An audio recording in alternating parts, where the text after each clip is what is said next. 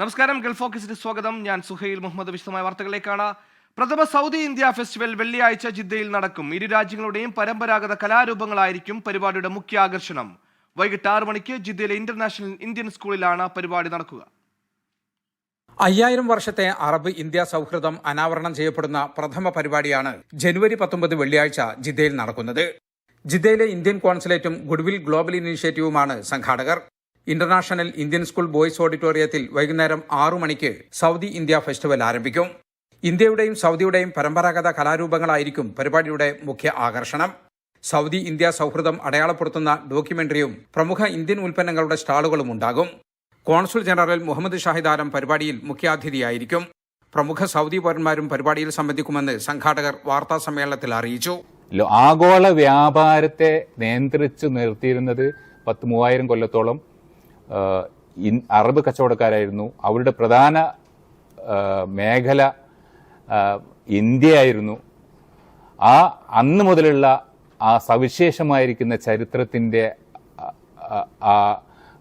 സുവർണ ലിപികളിൽ രേഖപ്പെടുത്തപ്പെട്ടിരിക്കുന്ന ആ ചരിത്രത്തെ പുനരാവിഷ്കരിക്കുകയാണ് യഥാർത്ഥത്തിൽ.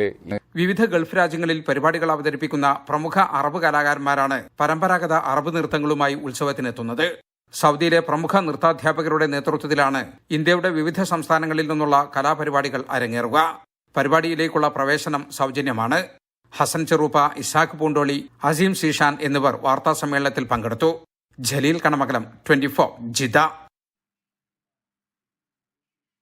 ചരിത്ര നേട്ടം സ്വന്തമാക്കി ദുബായിലെ ഹത്ത അതിർത്തി. 2023 ഹത്ത അതിർത്തി വഴി 4 ദശലക്ഷത്തിലധികം യാത്രക്കാർ കടന്നുപോയതായി താമസ കുടിയേറ്റ വകുപ്പ് അറിയിച്ചു. ചരിത്രത്തിൽ ആദ്യമായാണ് ഹത്ത അതിർത്തിയിലൂടെ ഒരു വർഷം 4 ദശലക്ഷത്തിലധികം ആളുകൾ യാത്ര ചെയ്യുന്നത്. ദുബായിലെ general directorate of residency and foreigners അഫെയറാണ് ഇക്കാര്യം അറിയിച്ചത്.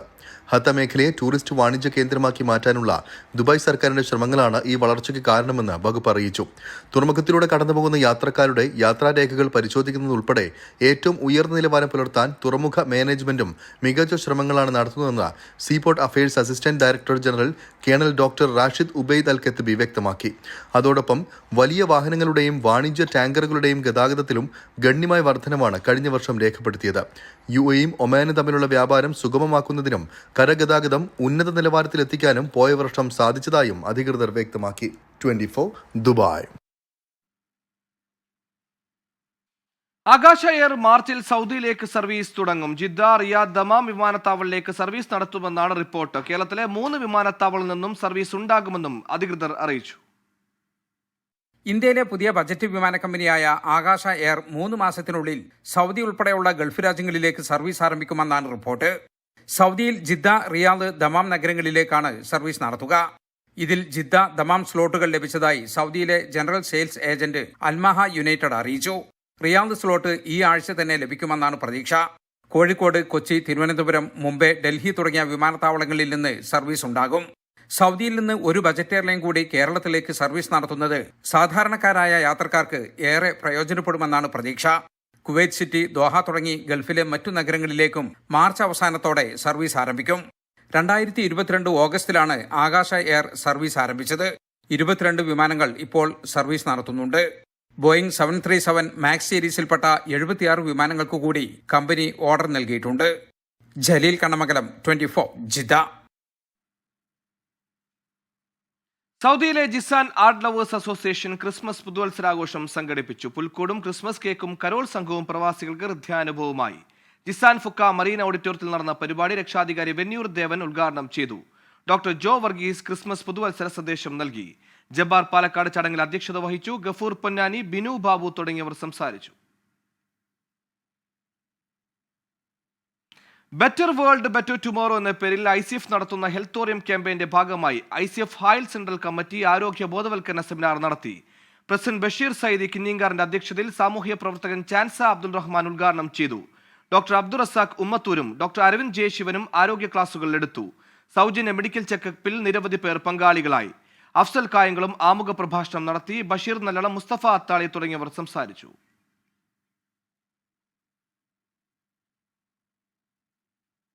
കുവൈത്തിൽ 2024 ജനുവരി മുതൽ ഇതുവരെ 1471 താമസ നിയമലംഘനങ്ങൾ കണ്ടെത്തി. വിവിധ രാജ്യക്കാരായ ഇവരെ നാടുകടത്താൻ കേന്ദ്രങ്ങളിലേക്ക് മാറ്റി. വരും ദിവസങ്ങളിൽ നടപടിക്രമങ്ങൾ പൂർത്തിയാക്കി ഇവരെ തിരിച്ചയക്കുമെന്ന് അധികൃതർ അറിയിച്ചു. പരിശോധന വരും ദിവസങ്ങളിലും തുടരും.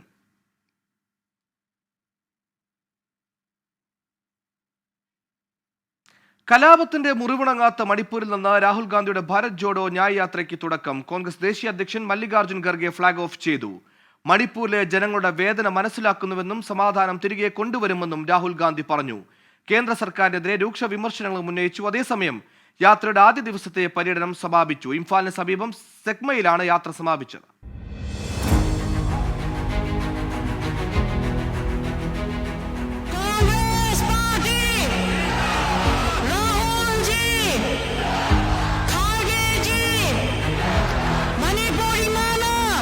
കലാപബാധിതമായ മണിപ്പൂർ സന്ദർശിക്കാത്തതിന് പ്രധാനമന്ത്രി നരേന്ദ്രമോദിയെ രൂക്ഷമായി വിമർശിച്ചുകൊണ്ടാണ് രാഹുൽ ഗാന്ധി അതേ മണ്ണിൽ നിന്ന് രണ്ടാം ഇന്ത്യ പര്യടനം തുടങ്ങിയത്.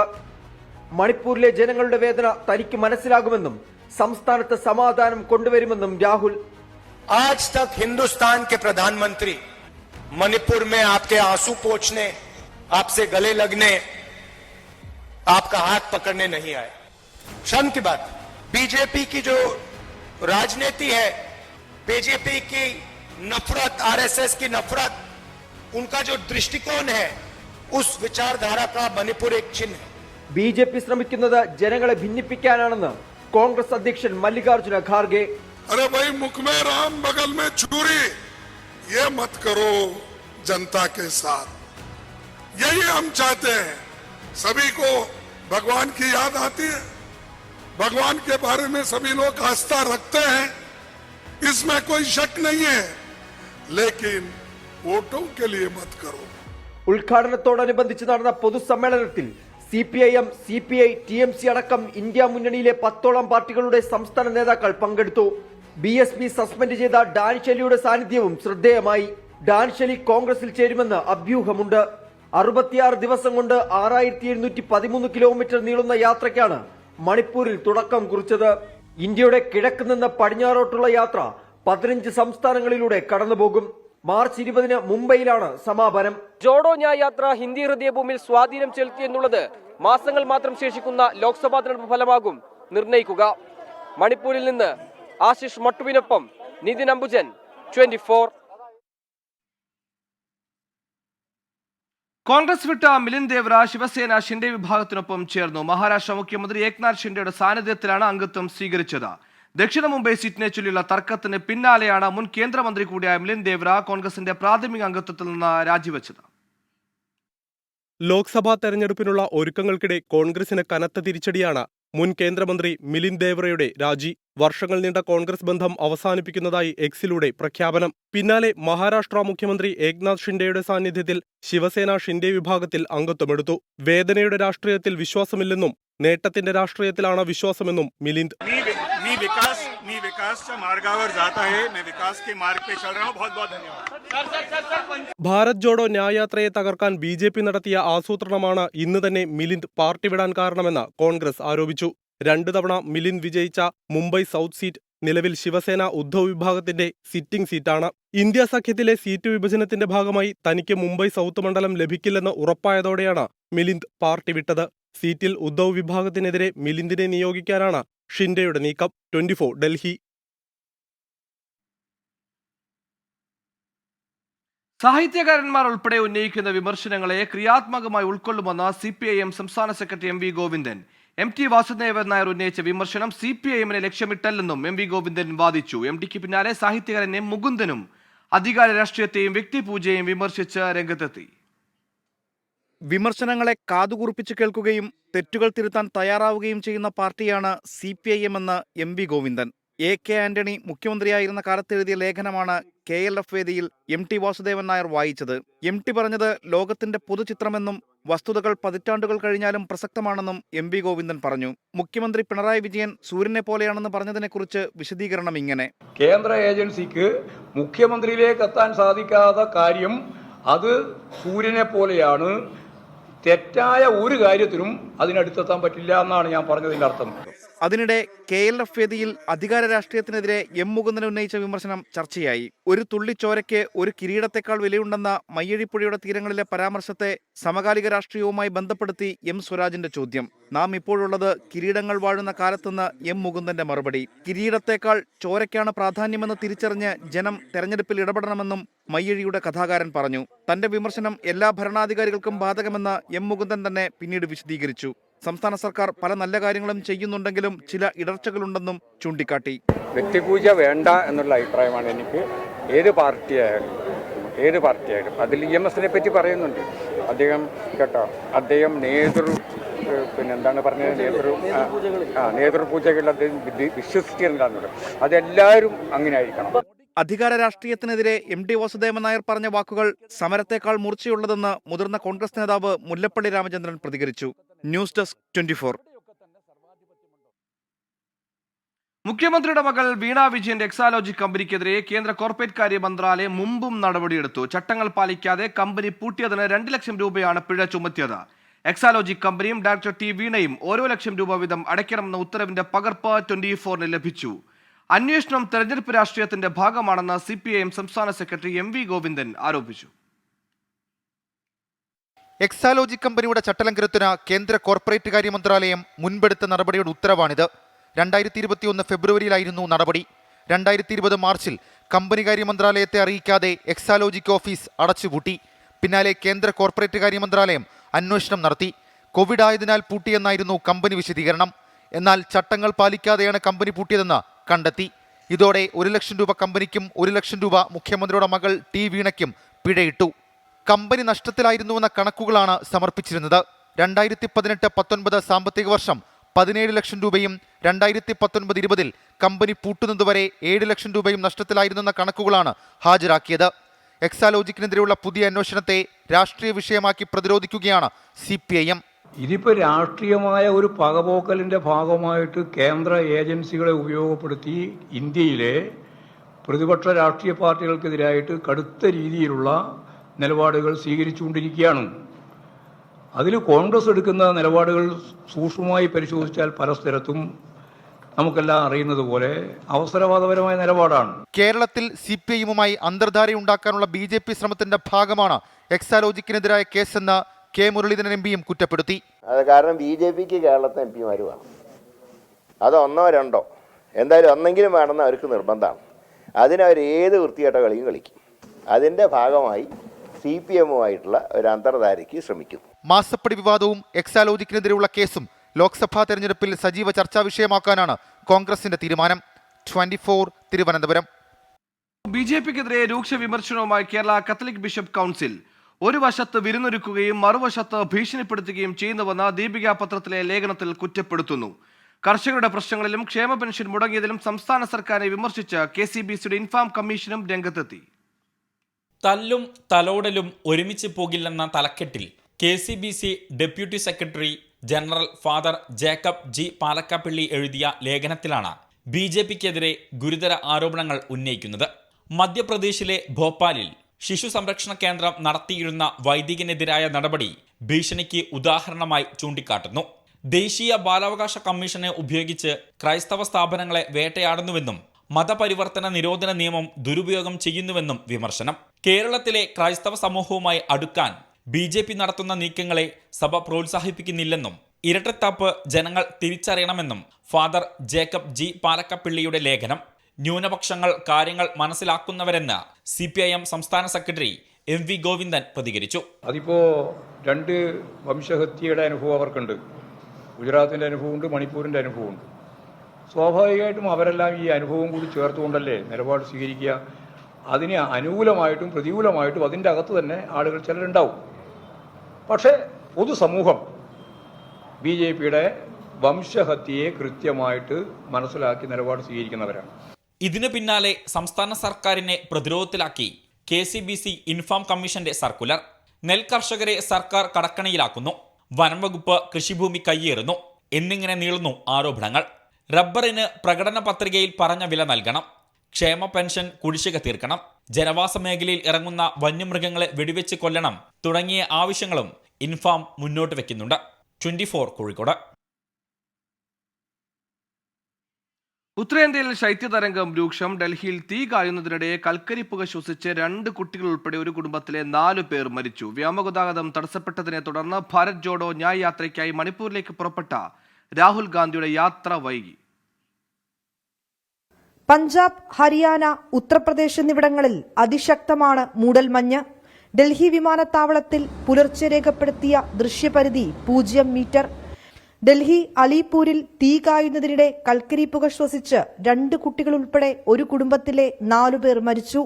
ശക്തമായ മൂടൽമഞ്ഞ് ജനജീവിതത്തെയും ബാധിച്ചു.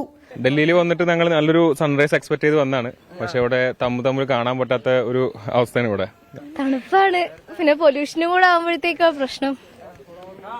രാവിലെ തൊട്ടേയും ഞങ്ങൾ നേരത്തെ സീകളിനൊക്കെ കാണാന്ന് പറഞ്ഞ് വന്നതാ, പക്ഷെ ഇപ്പൊ കാണുന്ന ഫുള്ള് മഞ്ഞാണ്. പ്രതികൂല കാലാവസ്ഥയെ തുടർന്ന് ഡൽഹിയിലെത്തേണ്ട 8 വിമാനങ്ങൾ വഴിതിരിച്ചു വിട്ടു. ഭാരത് ജോഡോ ന്യായ് യാത്രയ്ക്കായി മണിപ്പൂരിലേക്ക് പുറപ്പെടേണ്ട വിമാനം നിശ്ചയിച്ചതിലും ഏറെ സമയം കഴിഞ്ഞാണ് പുറപ്പെട്ടത്.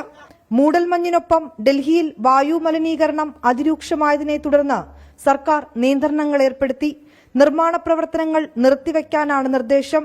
BS3 പെട്രോൾ, BS4 ഡീസൽ വാഹനങ്ങൾക്ക് നിയന്ത്രണം ഏർപ്പെടുത്തി. 5 വരെയുള്ള ക്ലാസുകൾ ഓൺലൈനാക്കിയേക്കും. ഉത്തരേന്ത്യയിലെ അതികഠിനമായ തണുപ്പിനേക്കാൾ രൂക്ഷമായ മൂടൽമഞ്ഞാണ് ജനജീവിതത്തെ ആകമാനം ബാധിക്കുന്നത്.